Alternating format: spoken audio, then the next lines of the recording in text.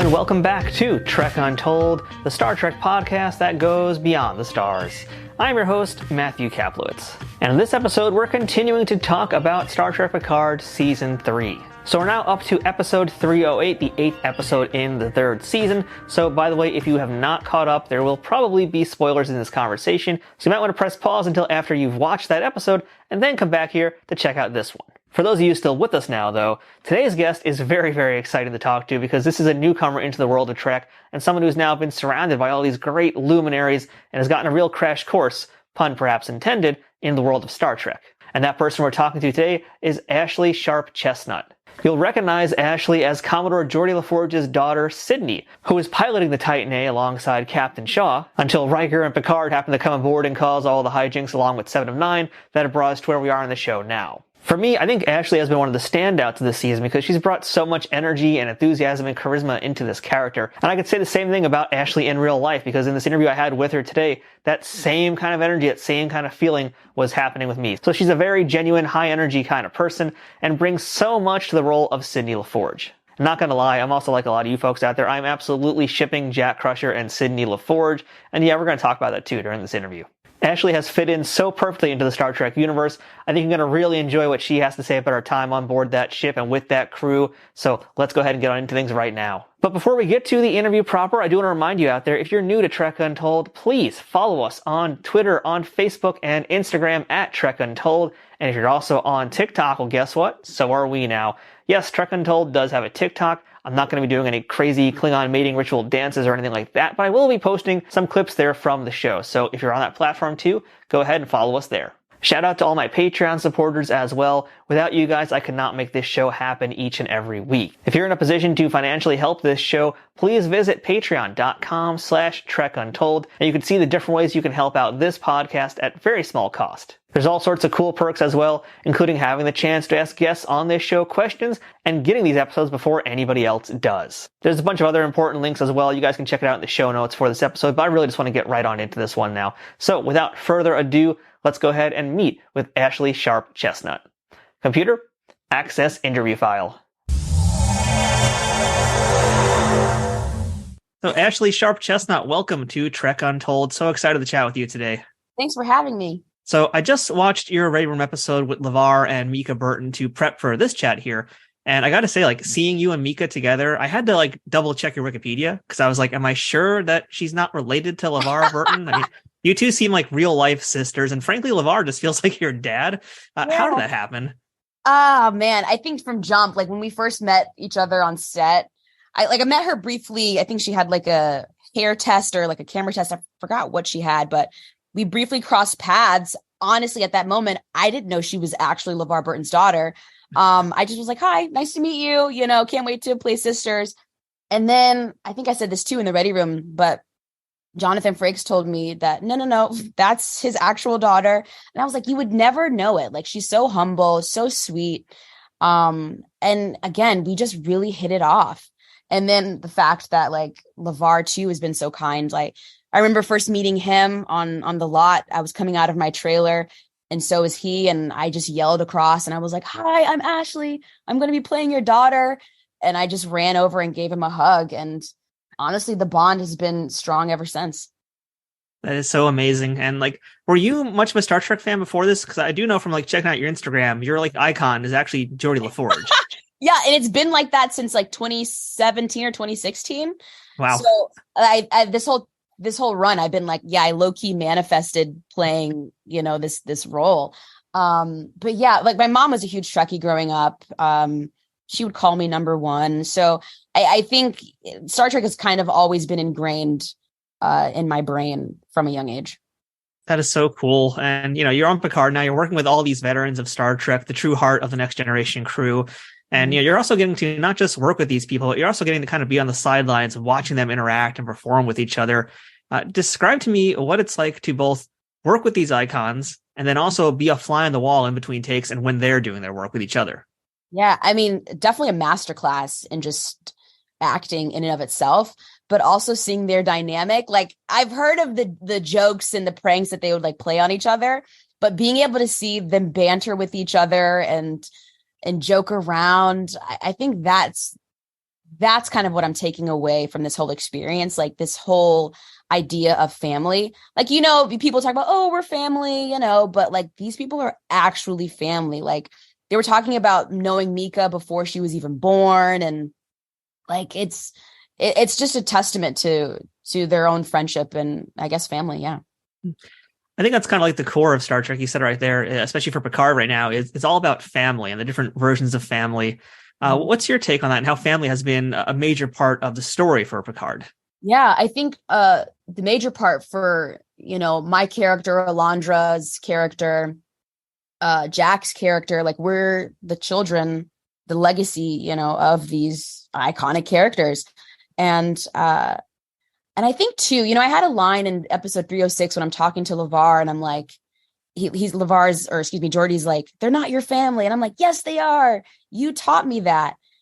Sidney really, like the crew is her family, and she's been on the run with them and fighting for and alongside them. I think, like you said, like that's what Star Trek is about. It's about family. And I think in this specific season, we're seeing that not only via bloodlines, but, through our crew too. I like how you kind of just blurred the lines by accident there of like saying, Geordi and LeVar. It's like, there really is no difference with those two guys, is there? It's the same person. Essentially. Yes. Was there a day that you were on set that you got to watch something that you felt was very special with these people performing? Yeah, actually, I'd say in 306, when I think we're in the sick bay, Geordi's trying to get Data back online and Picard's around. Literally everyone is there. Not necessarily what was filmed, but just being a fly on the wall and just being able to see them interact with each other. And because I think this was the first, I'm not sure if this was the first scene where all of them were actually together. I'm trying to remember, but just being able to see them, back on set together for the first time, seeing them kind of get emotional too. And it was really lovely to watch. So was there anybody on set, you kind of talked before about how you've heard the stories of the pranks and that kind of stuff, but like when you're on set, is there anybody there who is kind of like goofing around, or are they all kind of just like very serious, we have work to do? No. The set was very lighthearted. I feel like the most playful person, Jonathan Frakes, I think was the most playful, and he also directed too. So like seeing him joke around with the crew and stuff too was really fun. But yeah, no, everybody was, the whole environment was very lighthearted. Because again, they're family, and you feel that. And with all respect to your career as well, Ashley, I mean, compared to like these folks, I'd say you're like the rookie almost in the room there. But yeah. I mean, it's got to be just like a crazy thing to just walk into that set, because you've done a lot of stuff in Hollywood now, but to be part of a Star Trek show, it's got to be something special. So like, what was the first day like for you when you walked onto that set, onto that sound stage and saw like the bridge of the Titan? Yeah, when I first stepped onto the bridge, immediate goosebumps. Like I had to take a moment to really breathe and just be present, because again, you grew up watching these things, and you're actually here. And this is like a fan's dream to not only just be on the set, but to be the helmsman, to be able to have my own console, to interact, have these scenes with like Seven of Nine, Picard, like all of these iconic characters. Like I keep saying it, it's surreal, but I'm super grateful to have given the opportunity to bring Sidney to life. I know everybody has different things they do when they have a console in front of them. So like, what was your idea with that thing in front of you? I had to wing it at first, and then I got in the groove. There's so many. I don't think people realize how many buttons are on that thing. And then I have to figure out, because I have to, like, continuity is important. I have to make sure I'm doing the same thing when we go into warp. I can't just hit new buttons, because there's a camera on my hands, when I'm flying the ship. So I have to like have my own choreography and figure out what to do and keep it the same. And did you find like the techno babble to be one of the harder parts of this job? Absolutely. It's harder than Shakespeare. But I will tell you this, memorizing anything outside of Star Trek after shooting this was the easiest thing ever. Brilliant. You know what? I will say my brain had after the techno babble, like my brain is very sharp at this point. I'll say that. And yeah, I do want to come back to the part you mentioned too about Jonathan Frakes directing you, because I've talked to a lot of folks before about, being directed by him. I would love to hear your take on, having this guy, William Riker, basically, he's calling the shots now in a scene. What's that like for you? And what kind of a director would you say he is? He's really an actor's director. And I think he gets it. Like, he's also an actor, but he has the eye, he has the verbiage to like get across, a performance that he needs to see from the director's chair, if that makes sense. Like, yeah, if I'm trying to remember a specific moment. I think it was a moment when we're like holding our breath. Was that episode 304 or 305? I'm trying to remember. Where we're holding our breaths because he's ship's losing oxygen and losing power. Yeah, he took it from life support and stuff. And I remember my face, I wasn't giving a specific performance, and he just was like, just remember, like, we could die. This could be the last moment. And like, just having him say that, really helped me get into the mindset, I think as an actor, just tapping into something new. Yeah. And that's really, I like that episode a lot also. Like, so much happens, such a tense episode. And, Sidney as a character goes through a large emotional arc here. I mean, we're only up to 308 right now, but so far, it's been a large emotional arc, mentally, emotionally, and that's all cool and important. But you went through a physical change also, which is kind of a rarity in the world of Star Trek. Like, you got a haircut, which does not happen.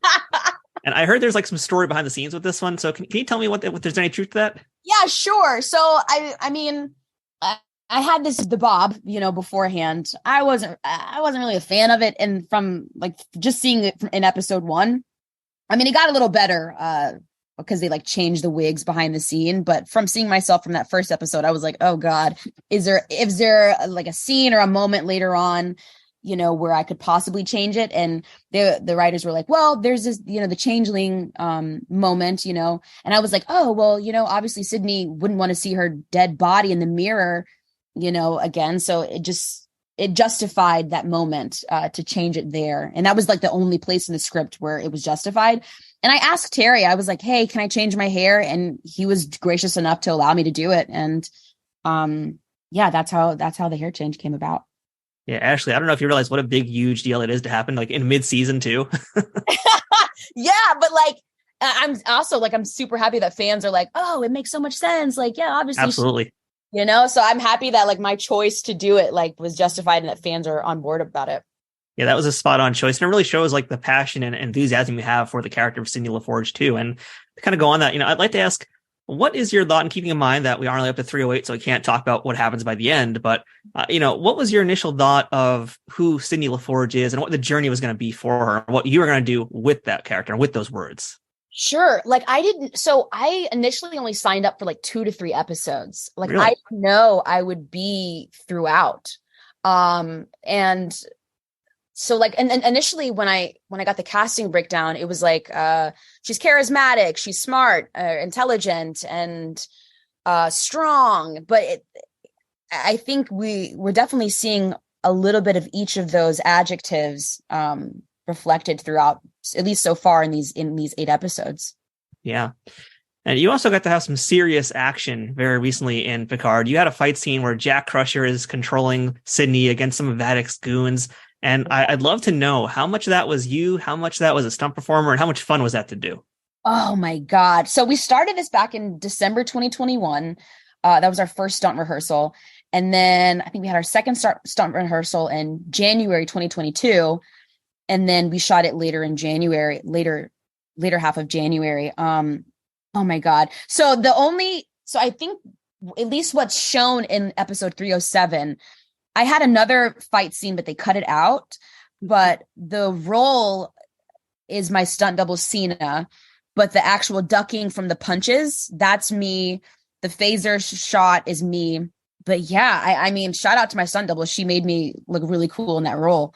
But yeah, it was so much fun. That was my first time doing stunt work, at least to that degree. Like, I've held guns and stuff on other sets, but like actually doing fight choreography outside of like my theater training with like swords and stuff, like, yeah, this was so cool. And I love your like Mortal Kombat foot sweep that you do to one of them also. Yeah. That's like classic Star. I was waiting for a double axe handle from you, Ashley. Hopefully there'll be some more in the future, hopefully. Yes. And, I do ask this question to like all the guests I've had on the show here, but since you got to do a fight scene, extra curious here, what's it like wearing that uniform? Oh, man. So I actually speak to the uniform too. So in like halfway through, from the beginning of shooting to like halfway through, it was just a onesie.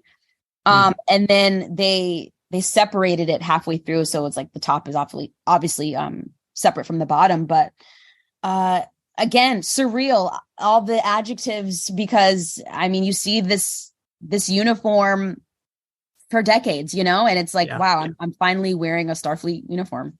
Now you're surrounded by all of these legends of the franchise and you're doing these scenes, and I'm sure you got to spend some time with them off camera. So was there something that maybe like one of them said to you that you think is going to stick with you for the rest of your career that will maybe change the way you look at performing or change the way that you look at life? Yeah, I mean, I think Gates, actually, we were in our cast chairs and she was just like essentially saying like Star Trek is going to be a part of your life for the rest of your life. And it's such a beautiful franchise to be a part of. And I think that really solidified it for me. And I was like, wow, because she's been doing this for years, and she's back here doing it again. And I just feel super lucky to be a part of this global franchise. Yeah. All right, so Ashley, I know we can't talk spoilers or else Paramount is going to do unspeakable things to the both of us, but wishful thinking here. Do you believe that we're going to see more of Sidney La Forge in the future? And more importantly, does Ashlei Sharpe Chestnut want to remain a part of the Star Trek universe? Absolutely. I've said this before and I'll say it again. Given the opportunity to jump into hashtag Star Trek Legacy, I would jump at the chance to do it. We're definitely not done with Sidney's storyline. And there's a lot more, I think, to explore with not only Sidney, but the rest of our bridge crew. Jack, Alondra. There's so many things that I'd love to see, happen with a lot of these characters, And since we haven't really talked too much about Ed, I'm really enjoying the way the relationship is happening between Ed and between Jack Crusher and between Sidney. So that guy's just so handsome. How hard is it to do a scene with that guy? But he's funny. I think we're seeing Jack being, so serious on the show, but Ed in real life is hilarious. So yeah, I think just seeing our dynamic, I'd love for fans to continue to see that some more. It was absolutely the OTP of Star Trek, and the fans have totally latched onto that as well. Oh my God, they're shipping us. We have a hashtag now, LaCrush. It's insane.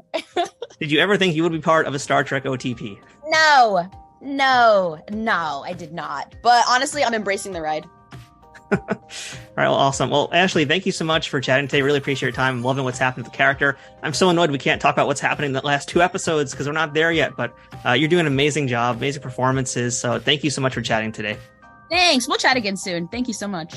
Thank you again, Ashley, for chatting with us, telling us a lot of really awesome stories. I love her enthusiasm. I love her energy. I love the fact that she has really become not just a part of the Star Trek family, not just part of the La Forge family, but really a part of the Burton family, which is such a cool thing to have happened. And that's all thanks to Star Trek. So thank you as well for being a part of the Trek Untold family with this episode. I hope you'll come back again for more. Until then, don't forget to follow us at Trek Untold on Twitter, Instagram, Facebook, and now TikTok. Whether you're listening to this on iTunes, Spotify, Google Podcasts, Stitcher, iHeartRadio, or whatever else you may be, or watching it on YouTube, please make sure to subscribe to this show no matter where you're checking it out. And if you can, leave a rating, review, or a comment. If you'd like to help this show out, please consider visiting patreon.com/Trek Untold to see ways you can contribute to the show. And by the way, you don't need to be a paying member to join Patreon. There's still plenty of free updates there from me as well, so do check that out. As always, I am beyond grateful that you came and watched this episode, so thank you for doing that. And with that said, that wraps us up for this week and another episode of Trek Untold.